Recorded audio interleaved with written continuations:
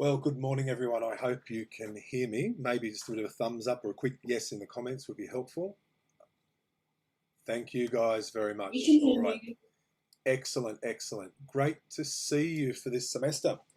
Well, firstly, I'm really happy to be back working with you. For many of you here, we've worked together before, and I mentioned that in the video. So and that was for the majority, I think, was in maths last year, with Jessica as well as the tutor. I'm really stoked that Jessica's able to be on board with us again for this semester. So I think you've got, well, maybe not me, but you've got good people with those of you who are going to hear Jessica's tutes, and hopefully I'll be able to bumble through with you guys. I'm just looking at the comments whilst people are still arriving. Don't stress too much about that login. It's helpful for me. The reason why I've asked you to do it, it was difficult sometimes last semester on Zoom keeping track of attendance, because sometimes people didn't log in with their name that matched up with university, or it might have been a nickname or something like that when you come in as a guest. For those of you who said it was an issue, you need to log in with the SSO login. It says Notre Dame -AU, and then you log in with the uni details. Now, if you're still having problems, it's not the end of the world, but please, if that's the case, when you log in, just make sure you use your exact name as it would be on the roll. That would be helpful. Thank you. Okay, I'm just trying to keep track of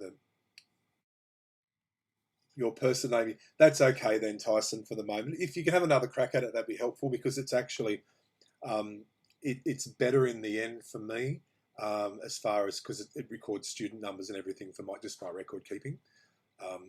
But look, do what you can, do the best you can, Tyson. It's not the end of the world. Okay, thank you guys. All right, a little bit of just some housekeeping maybe before we start.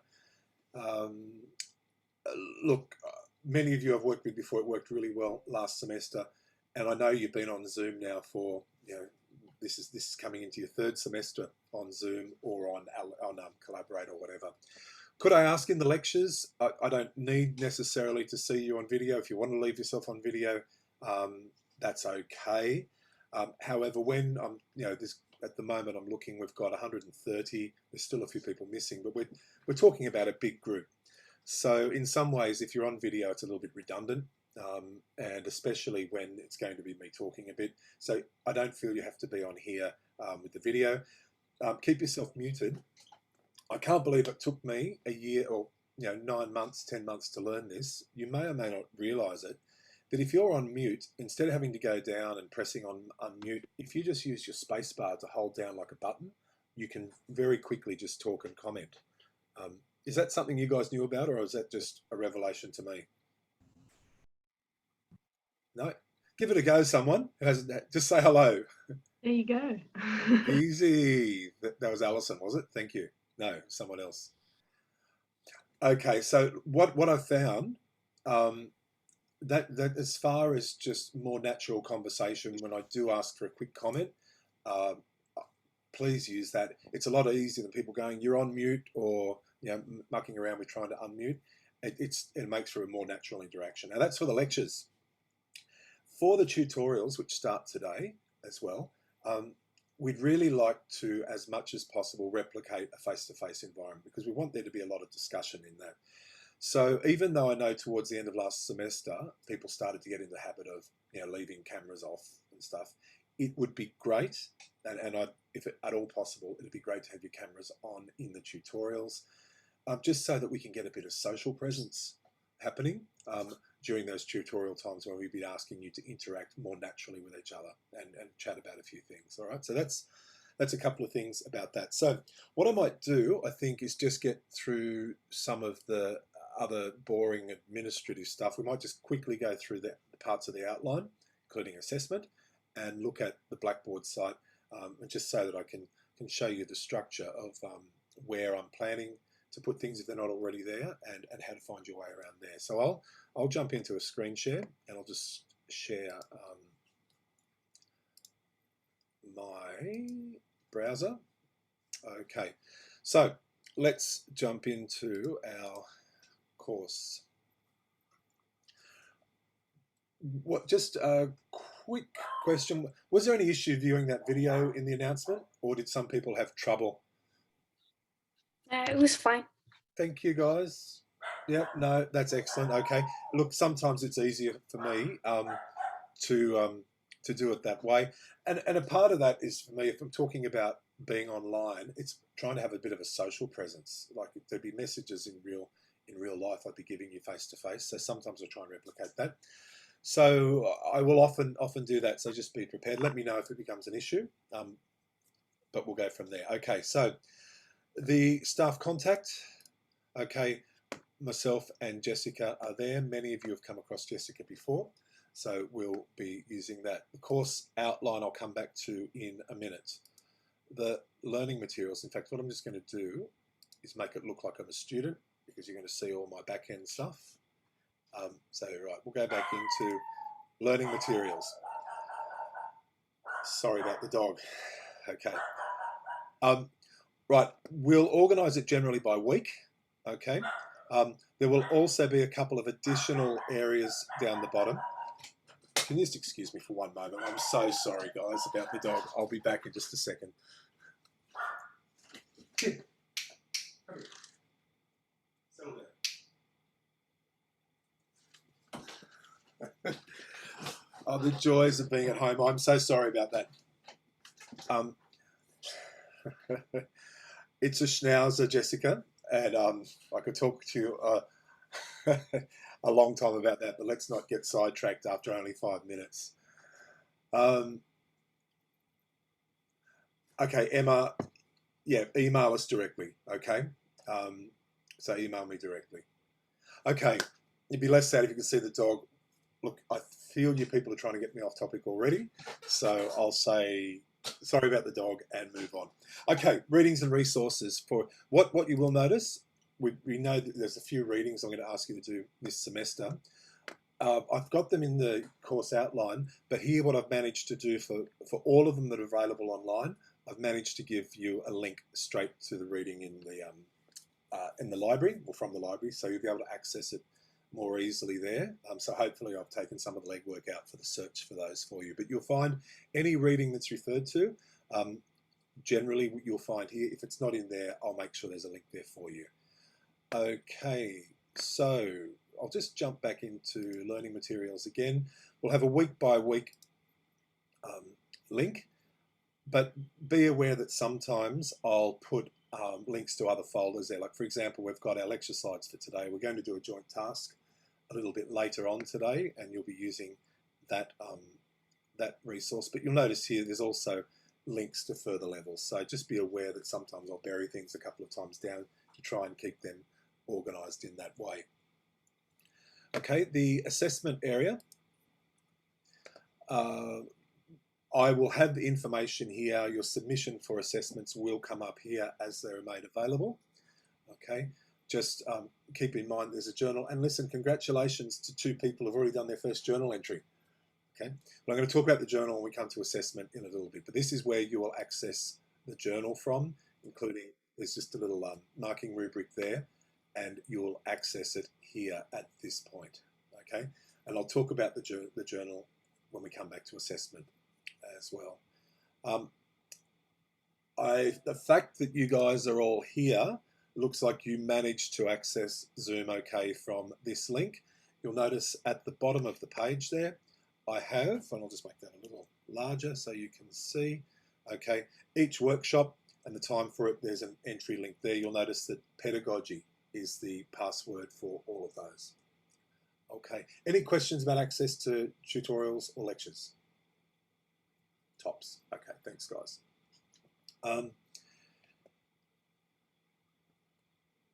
The discussion board, well, I'm sorry, Collaborate Ultra, I've left there, okay, and I know that most of you use Collaborate. I think, would I be right in that the majority of, Rivka, I'll answer that in a second, okay? I've left Collaborate Ultra available to you guys. We're not going to put any tutorial sessions or lectures on there, but what it does make available is a room that if you wanted to just go at any time and just meet with other students, you could choose to meet here. So it's a virtual space for you to access at any time. So I'll leave that available to you guys. No, Rivka, the question, you need to go to allocated tutorials. Okay, the reason being is, look, already with the move to online, they've increased the numbers in tutorials. Okay, you notice we're up to about 40 in each tutorial, which is not ideal. I'd much rather be working with groups of 22 or 23. It would allow us to get much to have more meaningful conversations and higher engagement from everyone. So for that reason, even though virtually we could fit as many people in the room as we want, it would detract from the level of engagement. Okay, so that's why we're keeping very strictly to whatever you've signed up for, to keep our numbers relatively under control so that we can maintain a reasonable amount of engagement in that time. Otherwise, it just becomes like another lecture. And we're not setting up the tutorials in that way at all. We're hoping that there's going to be more interaction in those spaces. Okay, so let's come back now. I think Blackboard you guys are pretty fine with. Let's come back to the course outline. Okay, now I'm not going to go through everything there, but I'll just highlight a few points. Okay, the contact details are fine. Okay, I know this is, as a student, it's the first thing you go to. I may, is that, if that's not legible, you should be able to, you can see your own copy anyway. Okay, now I want to talk about the journal first. Okay, and we ummed and ahed about the journal.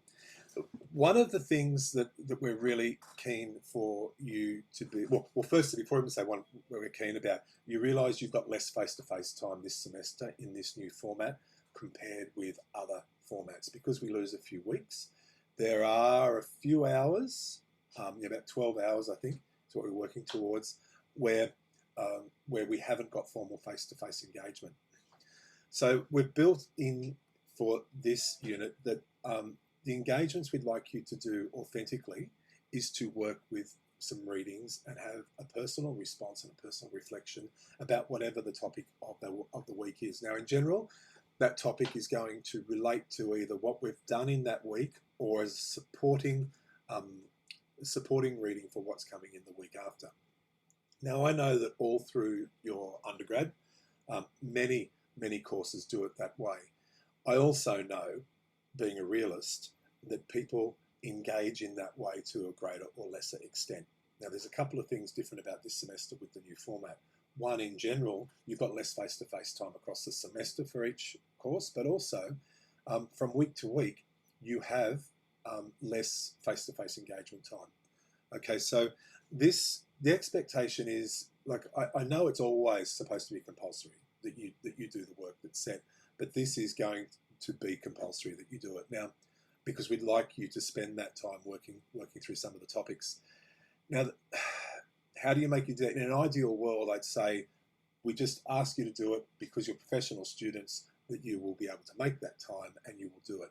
However, I understand as a realist that could be challenging for someone. So what we've done, I've attached a grade to it. Okay, so it is going to contribute to your overall grade. It's a bit like this, like we're going to talk about it this semester, high stakes, low stakes.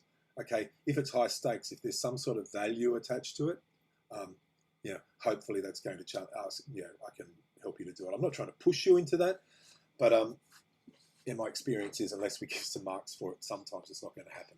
So what we're going to ask you to do, again, in an ideal world, if this was, if we had unlimited staffing constraints, we'd be going in each week and giving you feedback. Although we may make reference to these in the tutorials, the reality is we will only grade it at the end. Okay, so there's not going to be good formative feedback as we go through, but we would like you to take this personal reflection on board and engage with the materials from week to week. Okay, are there any questions or comments about that? Peter, sorry, I actually could not find the reading material for this week's journal. Right. And I had emailed Jessica, but she hasn't gotten back to me yet. Okay, is that Anna speaking? No, who's that speaking? Virginia. Virginia, sorry. Virginia, okay, it should be, I've got it in the reference list. Only because my Blackboard, for some reason, this semester isn't loading everything. Like, there's stuff missing from each of my classes. Oh, that's I've emailed IT, but they haven't gotten back to me. So okay, Virginia, I'm quite happy to, if that's a situation, we can go through this at the end to make sure that your particular situation's fine. But very quickly, if I go back to learning materials again, okay, and then go into readings and resources, you'll find that the readings are here with a link on that page. Can you access that page? I can, but it looks a lot smaller than what yours does. So half of the stuff hasn't loaded. Okay. Otherwise, all of the readings that we're asking you to do are available through the library. So if you do a search for the title, you will find it. All right, thank you so much. Okay, that's all right. Yeah, Jessica, thank you. The question is, so that it makes sense to people, you might want to follow the chat as well so everyone can see what's going on. We're asking you for the journal to be completed before the following tutorial. I'll look at them from time to time, okay, and just see that. But the most benefit is if it relates to the work we've just done that week, and we're going to talk a bit about memory today, or as a precursor to the work that's coming the week after. So the best use of that engagement is to be at the time when it's timely. Okay, so look, that's our hope, and we don't want you to have to be doing, seven 400 word engagements, the week before it's due either, because that's not helping anybody, and it's not helping yourself. Okay, what we will be judging you on that one is not so much on what you say. Well, sure, on what you say, but we're looking for the depth of engagement and reflective practice that you show, your ability to make connections to what we've talked about in the lectures or the content of the course, and also the ability to make connections to your own practice as teachers. So they're the things that we're looking to come through in those reflections. If you do it all at the last minute, it might restrict you from engaging at that depth. Okay. All right. So that's the first assessment task spoken about already. Okay. One thing I would ask you in that journal, I know this is starting to take a bit of time, so I'll have to speed through this quickly. For those of you who've used the journal, I think we've done that in a couple of courses, and I can't remember off the top of my head whether I did it in my maths one last time. When you go into the journal, and I might just do that quickly now, assessment, journal, here, what you'll find is you go and create a journal entry. Okay, and you've got our normal Notre Dame, text entry environment. Can I ask you not to attach a file? Okay, and that's because what happens then, all that is a file that's got to be downloaded. What we're hoping, this becomes like an exercise book, like a flowing document. When I go in to mark your particular journal, I'll be able to see each of your entries one upon the other, and hopefully I'll be able to see the flow, and as they build on a week to week, and I can see that come through.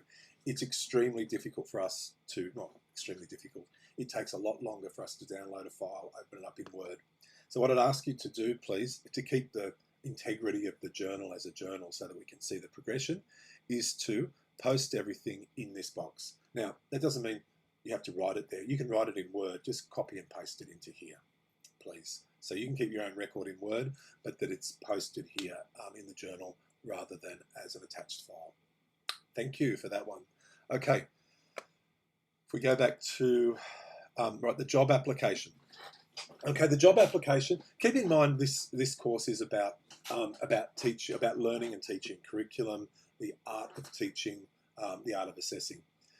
So the actual crux of this assignment is that you've reflected about what you believe teaching to be. How do people learn? How do students learn? And how, as a teacher, based on what you understand about learning, is that going to impact on your teaching practice? Okay. Now, in developing this stated philosophy of education or philosophy of learning, whatever you want to call it, okay, we would hope that you would then be able to articulate that and weave that into any job application that you're going to make. Okay, there's going to be certain criteria that you need to address for job applications, and instead of just making motherhood statements, which sometimes, you know, people might have a tendency to do.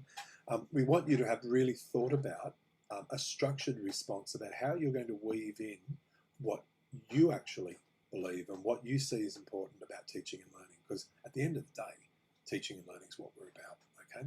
So the application is twofold. One, we're asking you to think about what, you know, formulate your own philosophy and then allow that to permeate through the job application. And it gives you a, you know, practice run at a mock job application, and we'll be able to give you some feedback on that, okay? What I will say about that one, it's due in week 4. In week 3, I've got Frank Cohen, who is a principal in Broken Bay Diocese. He's been a principal, I think, for about 20 years. He's a primary principal, but he's at the moment working in a college that's primary and secondary, so he's on the executive there. Now and he's also, I think he's on the principals. I think he's head of the Principals Association for Broken Bay Diocese. So he's an experienced guy. He's going to come and do a little presentation on basically tips and tricks, what to do in an application, what to avoid, from the context of someone who's never had a teaching job before. So you guys, as graduates, you know, what's he seen that's worked? You know, what are his suggestions and his advice to you? And you'll have an opportunity to ask questions in that lecture. So I'll mention it to you now straight up. It's like having a visit at a school. Okay, I hope you'll all be here on time. That one will have videos on, and we'll ask people to be really engaged with that process. Okay, so that's just week 3. The reason why I mention that is that that will give you, even though you'll need to start looking at this prior to week 3 because it's due a week after that, that may be helpful in just in informing the way you finish off that task before you submit it the week after.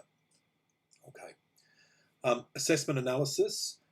We're going to provide you with some sample assessment tasks. I'm not going to go through it in detail now, but as we start to look at ideas about assessment and learning, you'll be able to analyse those from a point of view of learning, of pedagogy, and of curriculum planning and structure. Okay. The final assessment is going to be like an exam. It's going to be an open book exam. Basically, you get the questions 1 week before. You've got 7 days to submit the answers. Okay. Are there any questions about that so far? Yeah. Just one question for the final exam. Yes, Mary. Do we have like 2 hours to complete it, or do we have like 7 days to complete it? No, you have a week. You'll have 7 days. Okay. So there's going to be limited time. So in sense, Mariam, if you think about, you know, the paradigm of exams, basically is this idea about at the end of semester, there's a potential that we could be asked any question. Now, the implications for your learning is that you prepare potential responses, or that you at least have yourself prepared to be able to respond on the whole gambit of work and concepts and ideas that are covered in semester. This is sort of the same thing. We're not going to tell you what the questions are at the end, but then we'll give you a week to pull it together. Okay, but the plan is you would still need to prepare and be on top and engaged with the work we've been doing to be able to do that effectively over that week. Okay. Yep. Okay. Thank you. Probably Christina.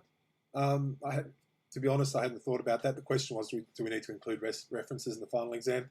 Look, it makes sense that you do, although we won't explicitly be marking you on, you know, the accuracy of your APA, as long as you've made reference to where you found them. I suppose in an exam, you wouldn't necessarily reference in the same way, but considering you've got the advantage of, you know, having all your resources there, I suspect we will ask you to acknowledge any ideas.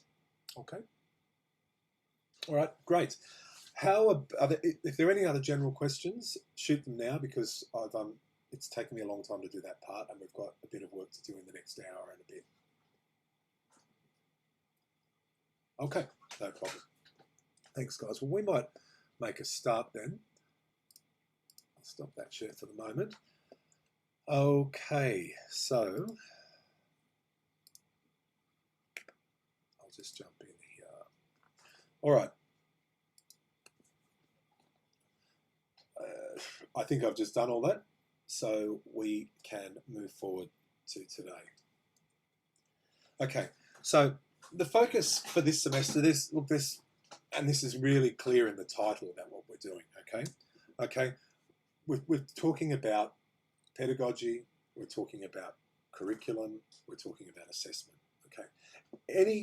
Either in the chat or if you want to just speak it out, without reading ahead, I know all you've got access to these slides as well, so don't just repeat it if you've seen the slide. But if someone can articulate it, what's your, if you had to do a one word or one sentence definition, what is pedagogy? What's your understanding of it? The way that we teach and connect the students to the syllabus and curriculum. Yep. Theory, yep, absolutely. I'm not sure who that was because we're off the screen. That's why the lecture thing's not working. But absolutely, it's the way you connect the curriculum. Like, so it's the manner you go about teaching the content, I suppose. Marina, nicely worded. I hope they're your words. No, it's great. Pedagogy is most commonly understood as the approach to teaching. It's the theory and practice of teaching. Absolutely. Thank you, guys. Yeah, I think you're all over it. So one way, all of those are correct, and probably more specific than the one I'm just throwing up there. But it's the art and the science of teaching, understanding how to teach, and the practice of doing that. Okay, and I didn't choose that word actually. I got that definition from Sean Carney. He had it in one of his old resources, and I like the word art in there. Okay, because we think sometimes it gets so structured. But it really is a skill to be able to weave learning, okay? To go from what we understand about best practice and then to actually put it into practice. It's a very sophisticated, nuanced, and professional act, but it's an artistic act. In many ways, you're at the front. It's like running an orchestra, okay? So so we're going to be looking at that aspect. Definitely. Now, we're going to be looking at it. I don't think there will be anything that I introduced you, or hope, or maybe some concepts maybe. But in general, the content that we're going to cover in this semester should not be new to you. You should have come across this over and over and over in the last 3 years of your journey, okay?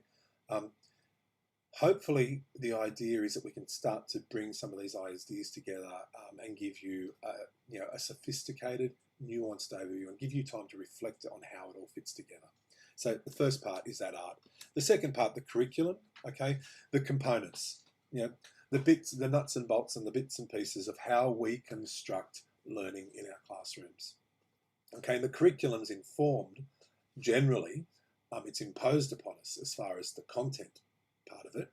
But once we know what we've got to teach, the curriculum is putting, using our understanding of pedagogy, and then we are formally constructing that learning, or hopefully constructing that learning, or allowing our students to construct the learning, depending on the way we approach it, in our classes. So we're going to be looking at the relationship between those two. And in fact, the relationships is the art of bringing all that together. Now, assessment's also in the title of our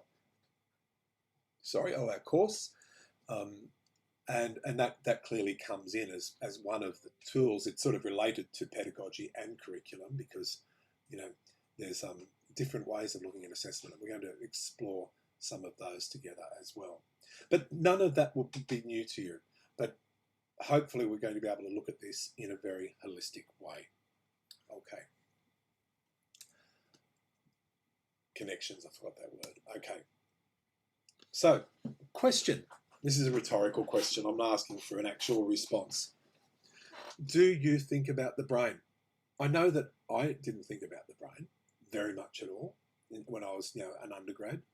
I didn't think very much about brain theory, what that meant for learning. Often as an undergrad, you were told something or you learnt something at uni.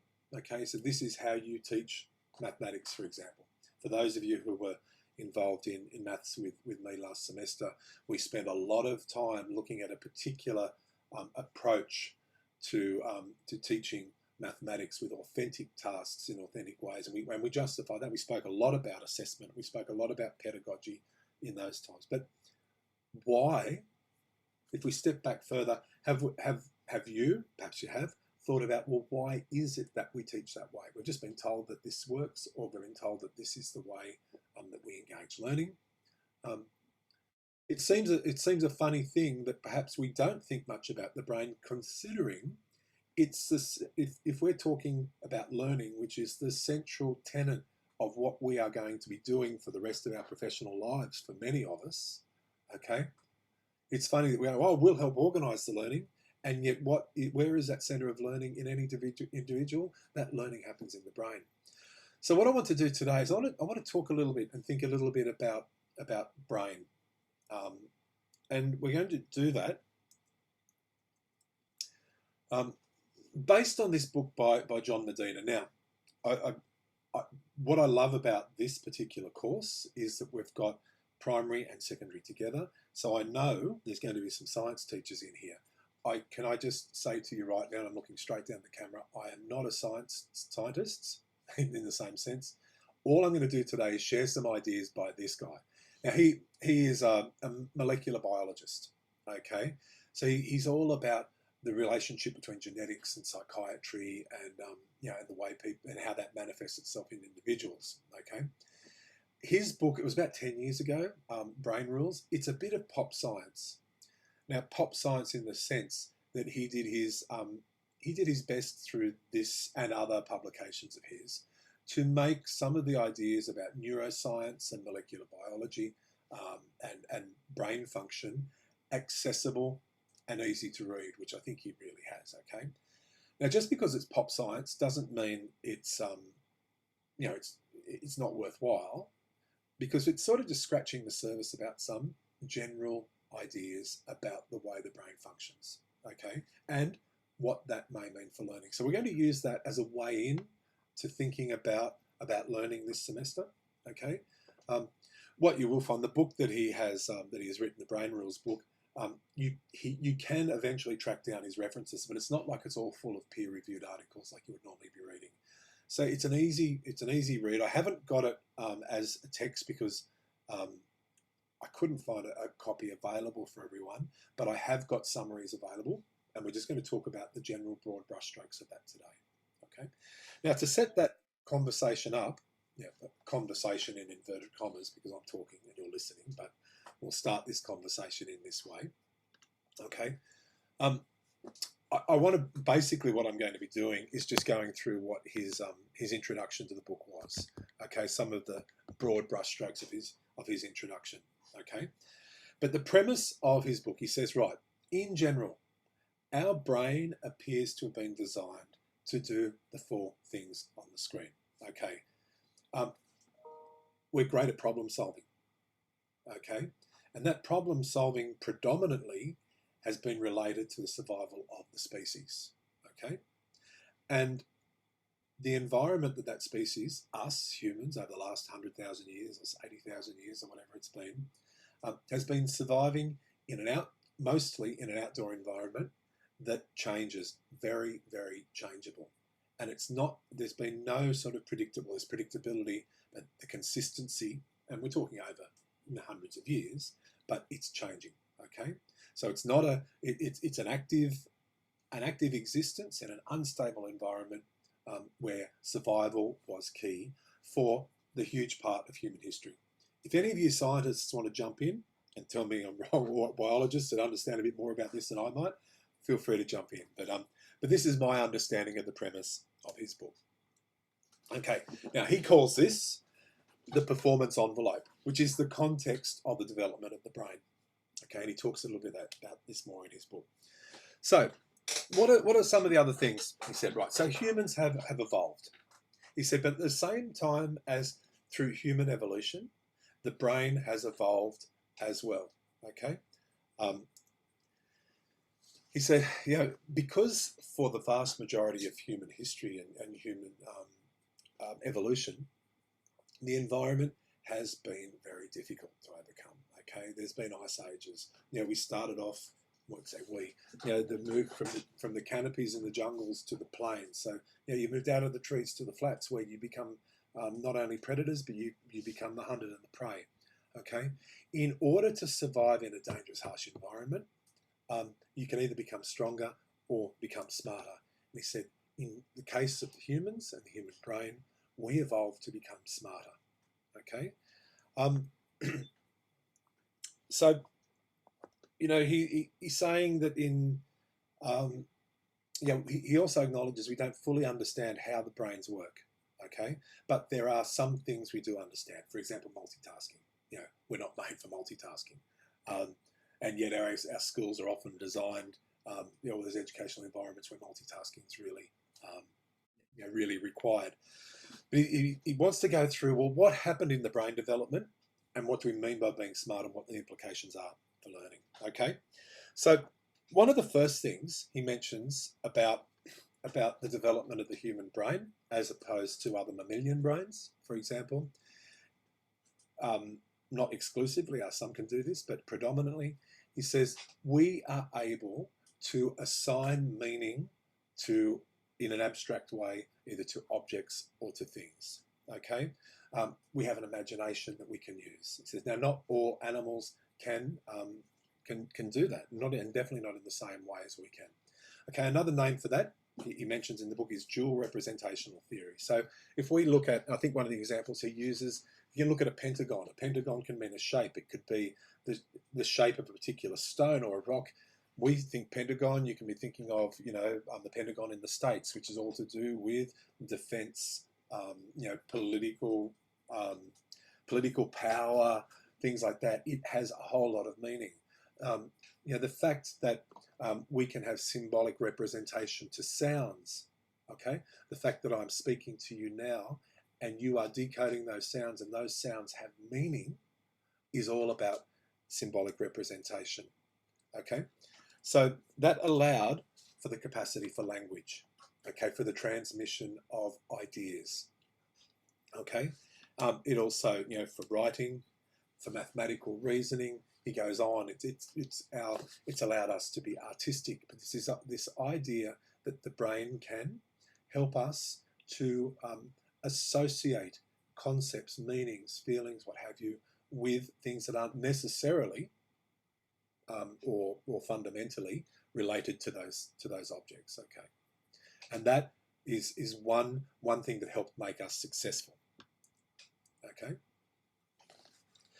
So what that allowed the human race to do, he's saying, is to not just survive, but to actually thrive. Okay. So the next thing he talks about is we adapted to variation. Okay.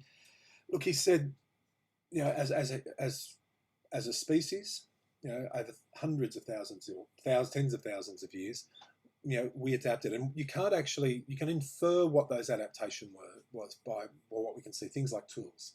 He said, like for the first big part of our history, we were just bashing rocks together as tools until we started to bash sharp rocks together. Okay, and then I don't need to talk you through this, but tools then developed. Metals were discovered; they'll be able to be forged, and then once we started to migrate. You're doing things like making pyramids, and that's only, a little while ago. 5,000 years after pyramids were made, we're making rocket fuel.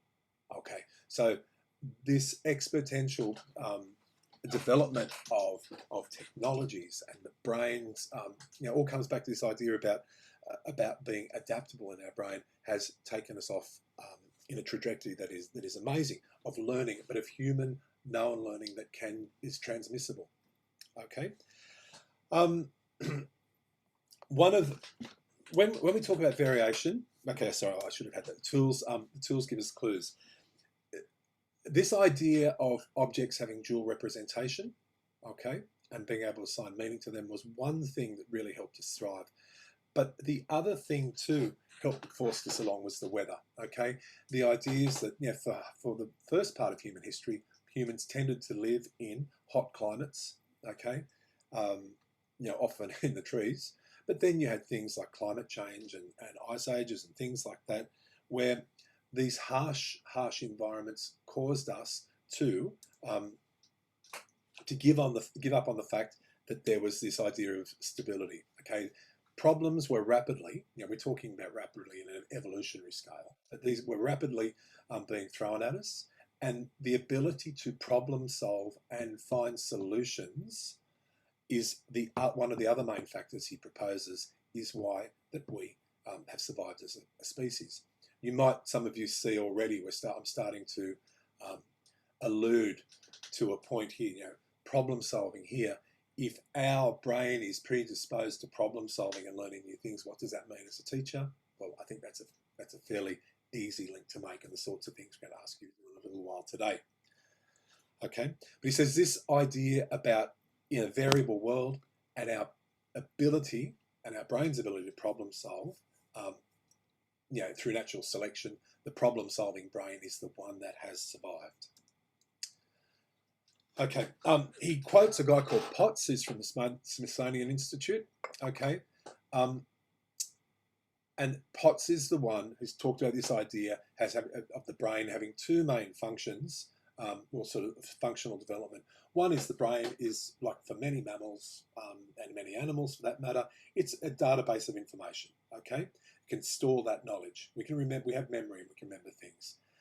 He says what is particularly interesting in the human sense is that our species, our brain can also improvise from that database of knowledge. Okay, so this idea about one allows us to make, you know, we've made mistakes, and the other part of the other brain function he's talking about allows us to learn from them.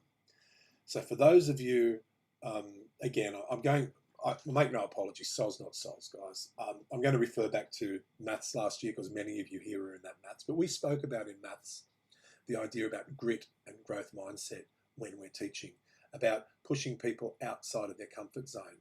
You know, that's when you start talking about Vygotsky and the zone of proximal development. Have people just challenged enough to sort of construct new knowledge? You can see that if there's this sort of premise that Potts is talking about, that one of the fundamental factors, anthropological factors, that helped us be successful as a race is that we have a predisposition now of learning from our mistakes and constructing knowledge from that. You can see why it makes sense to link to the theory of social constructivism in the classroom, and why we should think about teaching in that way in some way. I might have jumped ahead too much there, but that's the sort of thing I'm going to ask you to do today. Okay. We come back to the other factors in that first chapter. Okay, he's talking about the fact that over time our brain power developed. It also lent to in an evolutionary sense, our brains become larger and physically larger. Okay, and he says there are three general functioning centers of the brain. Okay, he calls the first one the lizard brain. Now, the lizard brain, which is to do with breathing, respiration, heartbeat, bodily maintenance, he says this part of the brain, and I'm not going to tell you which parts they are, but some of you may know this, okay? But the parts of the brain that control the autonomous functions of our body, okay? The second part, he labels as the mammalian brain, okay? The amygdala, the hippocampus, the thalamus, okay? Now, this part we've got in common with other species, okay? And this is the part of the brain that's all to do about fighting and feeding and survival, fleeing and reproduction. He calls those ones the 4 Fs, fighting, feeding, fleeing and reproduction, which is probably the sort of thing you can get away in pop science literature. You wouldn't get away with saying something like that in a proper article, but you can see the point, okay? So the brain, this part of the brain is about our survival. Now, it's also the part of the brain where you have these ideas about sensations of rage, of fear, of pleasure. It's our emotional, the part of our brain that has the memories. Now, this part absolutely has implications for us in our teaching, you know, assuming that you take on board what he's saying. Like, for example, fear, okay? Fear has an impact on how you react to the world around you. So fear is an extreme reaction. But if you're not feeling safe, the opposite of that, if you're not feeling safe in an environment, it's going to be more difficult to learn, or brain function, or the you know, the way in which you can engage with the world around you changes if it's in a different sort of state. So most definitely, these emotional states and how we look at memory and memory retention and memory recall and understanding is all related to this part of the brain. Okay. The last part he calls is the cortex, the human brain, which is sort of the layer that wraps around the whole brain and is in continual deep communication with the interior of the brain. This is the part of the brain where we have specialized areas, okay? And this is, you know, through, especially in the last probably 100 years, there's been a great progression in understanding about how the cortex works, but basically an understanding that different areas of the brain can be responsible for different parts of, you know, for speech, for emotions, or whatever they may be. Okay, and he says that there are connotations there as well. But what he did say, and I found this was a really important point, okay, this idea about brain development meant there were going to be larger brains. But what did that mean? A bigger brain meant you had to have a bigger head to hold it. He said, and this is, and I don't know how true this is, but it makes a whole lot of sense. He said, but the pelvis didn't change. So what that meant, we tried babies over the millennia, you know, it was becoming, childbirth was becoming more and more problematic in that way. He said the pelvis didn't change. So what, as far as natural selection goes and the solution in terms of evolution, well, you give birth while the baby's head's still small enough to fit through the birth canal. He said, but there's implications for that too. The problem is that you create childhood, and it's a long one compared to other species, okay? So the idea that you've got these humans in the world who aren't yet fully developed or being close to fully developed in that sense, and it lasts, we're talking, 12, 15, 18 years before we move to adulthood and learning. We've got a long childhood, and the children by nature are very capable and malleable and open to learning, and this is the key time for learning, okay? It also, he proposes, it created the concept of a learner and a teacher, okay? Rather than, you know, having a very short time of caring for a child or a young baby, it means that it's something that has to be nurtured, and that you have the older generations passing knowledge on, and that's this idea of learning for us as teachers. Look, this is all very, you know, nice, big sort of overview, okay? But it does have implications, and I am going to send you off to do some work very, very quickly, okay? Right. The other thing he said for the success and the survival of the species was this idea about cooperation, okay? One of the reasons that, that we are successful is that we understood that we can achieve more through coordinated behaviour and teamwork. But that relied on shared interest, and most importantly, this understanding of the way of thinking about the other person. And also this idea of the mind, that we can interact with people and try and understand their motivations, their thinking, and their reactions, okay? So the theory of the mind came up as opposed to the brain, okay? And that in itself has implications for us as social connected people, okay? So to finish, he said, our intellectual prowess from language to mathematics to art may have come from the powerful need to predict our nature's psychological interiors. Now he's a psychiatrist, so he's into his psychology, but he believes this is one of the key aspects of our brain development, and that we are pre-programmed and predispositioned to tapping into that idea about the mind. Okay. So this is a direct quote from his introduction. Why should we spend time walking through the brain survival strategies? Because we aren't just part of our species' ancient history. They give us real insight, he believes, into how humans acquire knowledge. And this goes back to that idea of POTS. We improvise off a database. We think symbolically about our world. We are predisposed to social cooperation, which means constantly reading other people. And he says, and he believes at a fundamental level, it's these concepts that determine how our brains work. Okay, so thanks for that. That did actually take longer than I expected it to. Right, are there any quick comments about that before we move on?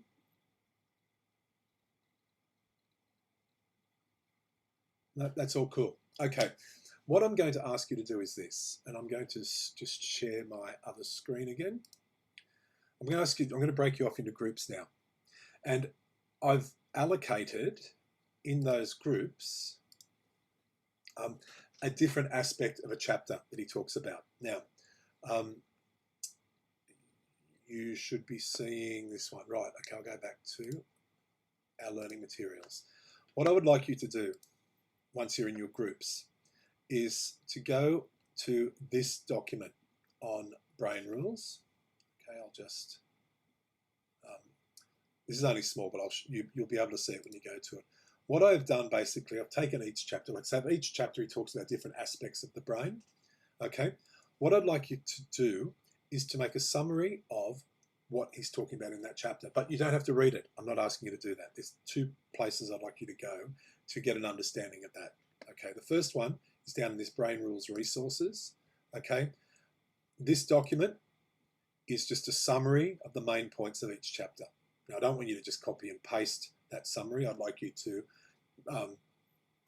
try and take that in and put that into your own words. So, for example, he's talking about the role of exercise in the brain. Okay, so what I would like you to do, please, in the first part of that document, I'll ask you to do a quick summary. That's probably the easy part. Sorry, the other place you get information, I've got videos about each chapter that I'm asking you to do. So, for example, there's this chapter on exercise. It's only a 2 or 3 minute video. So I'd like you to get into your group. Which one you do will be dictated by your group number. Once you know which one you're doing, as a group, just watch the video, okay? Have a quick read of those brain rules and try and come up with a quick summary.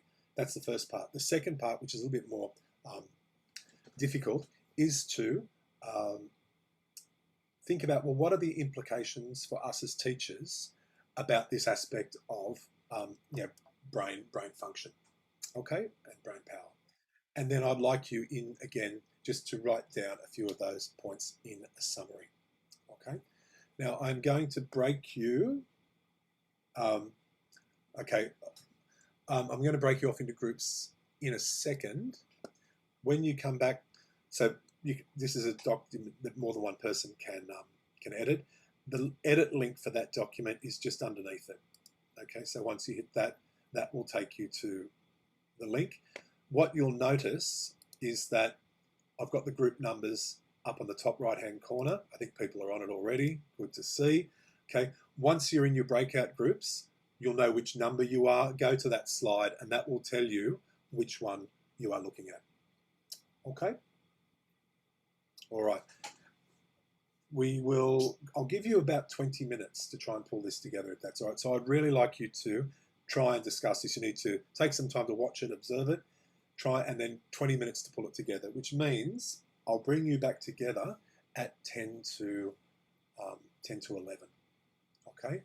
Are there any questions before we go? What we'd like you to do? Okay, I've just got a couple of direct messages. I'll just say I can see them, I've acknowledged them. I won't type a response to them now, but that's all good. Okay, all right, I'll stop the share. Was that a question? Yeah, how do you get into the Google Slides? Because it's just coming up as one for me. Okay, this link down here, see it says use this link to edit the presentation. The link. Okay, never mind. All right, thank you. Yeah, all good, all good. Okay, you're going to be, we'll see how many, okay, I'll throw you into the groups now. Use your group number to spend time in this, and I'll see you all back here at about 10 to 11.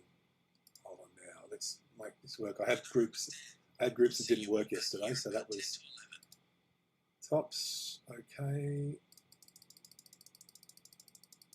Excellent. Thank you so much for the work you did pulling that together. That really, really is excellent. So I've got it on my screen over here. So if I'm looking over here, it's not that I'm not interested in you guys. Okay.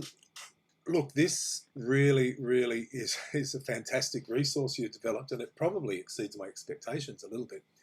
Now, I'm going to take a little bit of responsibility here because I was going to ask some groups to feed back on it. I won't do that now, but when you start your tutorial today, there will be an opportunity, or the first thing we're doing in the tutorial is just debriefing on what you thought about this, like whether you critiquing it basically. Was it useful? Was it a bit too much pop science? Has it got a place relative to you thinking about your teaching and learning? I've got an opinion on that, but I'd like to hear yours. What I do notice about this, I'm just looking through some of the some of the ones. Well, firstly, the summaries were done really well. So what I think about this as a resource that will be helpful for you and moving forward is I definitely suggest you come back and read through this. Look, if you feel like reading the book and it's a really easy read, if this is something that particularly interests you, look, he self-publishes, this guy. I think it's $10 a copy, something like $10 US a copy, which is not too much. I find it a really interesting and easy read.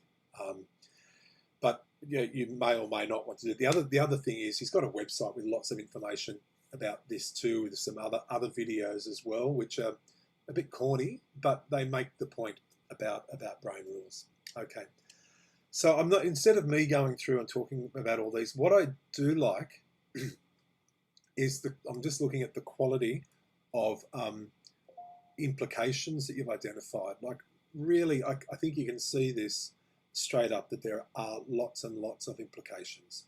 You know, when we talk about exercise, you know, like apart from the obvious one of, you know, kids needing sleep and coming to school late, but what does that mean? I mean, that's sleep, sorry, but exercise, you know, what does that mean for the timetabling of PDHPE, or for having whole school health breaks? And like you're thinking about here, some really, really good ideas here about the need for exercise in the curriculum. And that has implications for your planning, okay? Like I know we had some schools I taught at where we had like a 10-minute aerobic session 4 mornings a week at the start of the day, or a fitness session or something like that before we started. Very clear implications for our planning, which is curriculum. You know, how do we put this into practice in regards to that exercise, for example. For the groups that did wiring, look, you can see here that a lot of what we talk, you know, when you would have done the inclusive ed unit, I imagine, so far with Katrina, I think. Is that correct, guys? That should have been, I think, a prerequisite for this one. You know, so when we're talking about brain wiring, that is differentiation, absolutely, and the need for us to cater for those individual differences and understand that every child has their own way of processing, remembering, storing, understanding information. So that has huge implications for how we plan our teaching. And we can't just, you know, I'm not going to go off on a rant now about, you know, about differentiation, but we are going to talk about that in particular this semester as well. Okay. Now the stress one's interesting. Okay.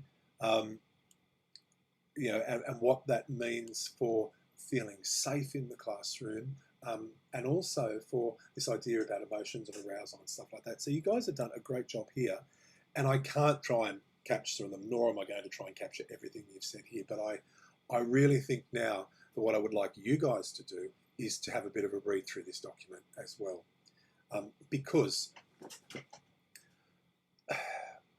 the fundamental part of this semester is we want you to be able to justify how you plan, why you plan, where you plan, you know, your approach to planning, which is all your curriculum, and then the implementation of those things. To be able to justify why you would choose to have an exercise break, or why you would choose to have a safe and welcoming classroom. I know that sounds a bit glib, but you know, everyone wants to have a safe and welcoming classroom. But you know, why would you maybe go out of your way to be using activities that build up self-esteem in students and look to ways for them to feel comfortable, to feel safe? What does that mean for their learning in this environment?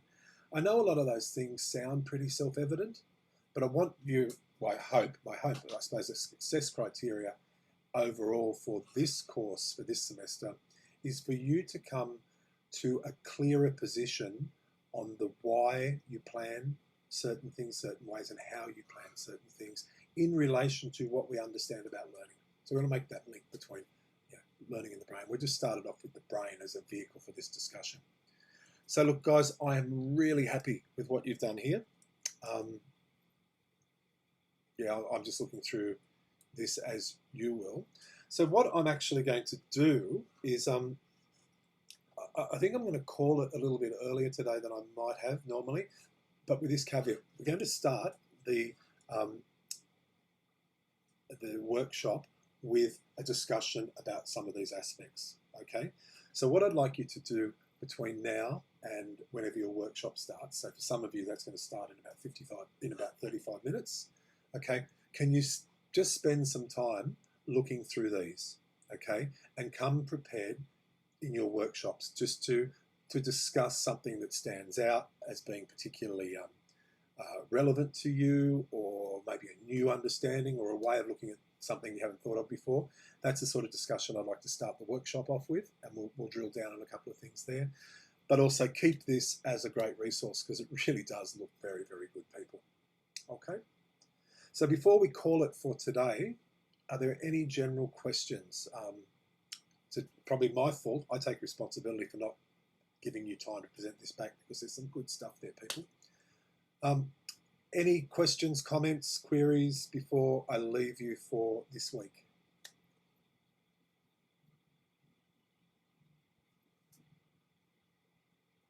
No?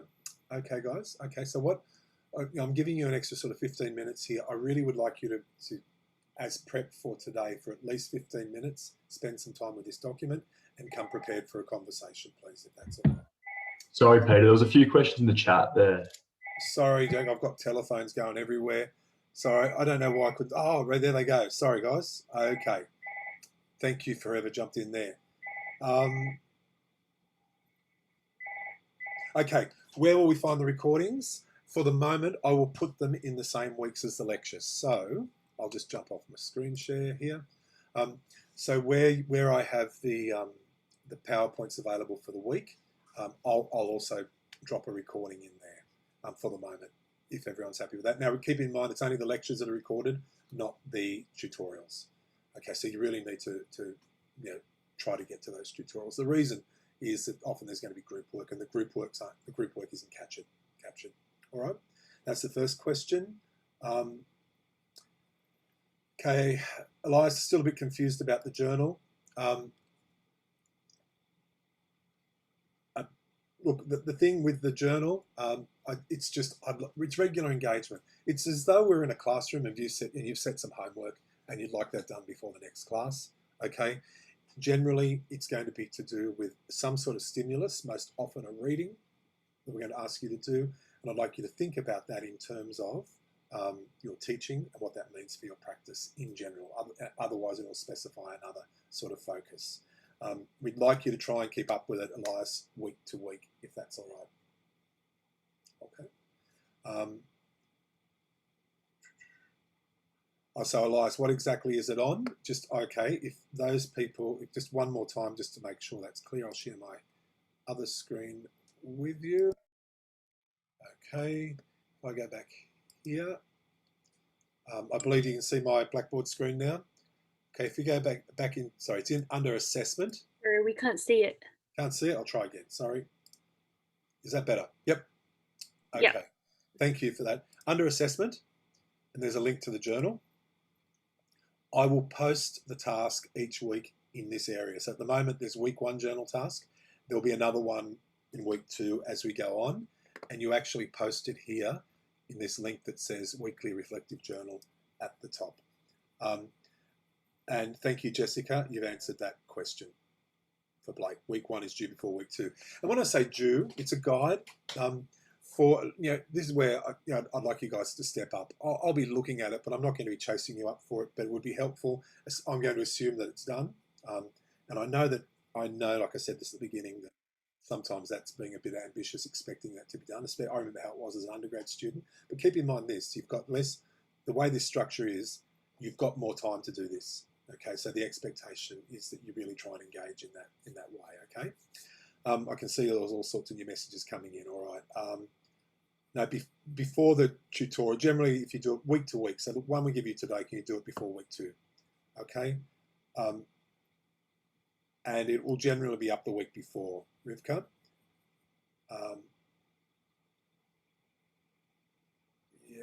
I'm just scrolling through the, I think that makes sense. Everyone seems to be happy. Yep, Lauren, that's fine. There's a couple of people who said, can they just hang back and ask questions? That's no problem at all. I will be here. For the rest of you, either Jessica will see you, the majority of you with Jessica from 12:30. I am going to be back here at 11:30 with those people in my workshop group. All right, guys, thanks very much. Hang around if you need to speak to me. Thank you. Thank you all for your attention today. And that work was great. Very good.